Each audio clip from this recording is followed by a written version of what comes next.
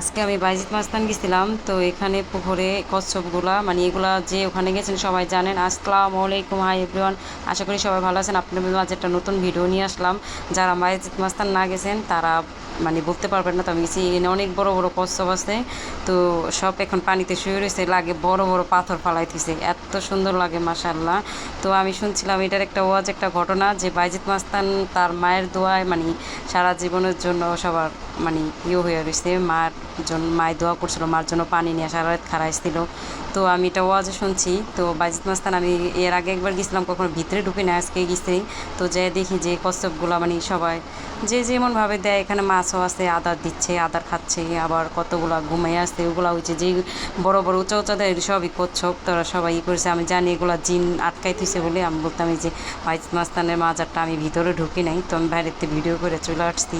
তো এখানে পুকুরটা পুরাটা ভিডিও করে আপনাদের দেখাই, আপনারা দেখেন। তো আমি জানি না এটা কতটুকু সত্য, আমি শুনছি এগুলা জিন আটকাই থুইছে একজনে। তো জানি না, কে জানেন সবাই কমেন্টে জানান। ভিডিওটা ভালো লাগলে লাইক কমেন্ট শেয়ার করে দিবেন। তো আমি এটার জন্য একটা মানে দেখে আমি আপনাদের মাঝে শেয়ার করলাম। তো কে কখন এখানে গেছেন সবাই জানাতে পারেন। আর আমি তো প্রথম গেছি, তো তার জন্য একটু দেখাচ্ছিলাম আপনাদের। তো আপনাদের যদি ভিডিওটা ভালো লাগে তো আমাদের পাশে থাকতেন, সাপোর্ট করেন। তো আমি আপনাদের ভালো ভালো ভিডিও দিতে পারবো। আশা করি আপনাদের দোয়ায়ও আপনাদের সাপোর্টে আমি অনেক দূরে এগিয়ে যাবো। আমার পাশে সবাই থাকবেন। তো আমি পুকুরটা পুরো আপনাদের দেখাচ্ছি, দেখেন কেমন। তো ঘুরে দেখলাম যে এমনি খুব ভালো। তো ঘটনাটা কতটা সত্য আমি জানি না, যে জানেন আমাকে জানাতে পারেন। আল্লাহ হাফিজ।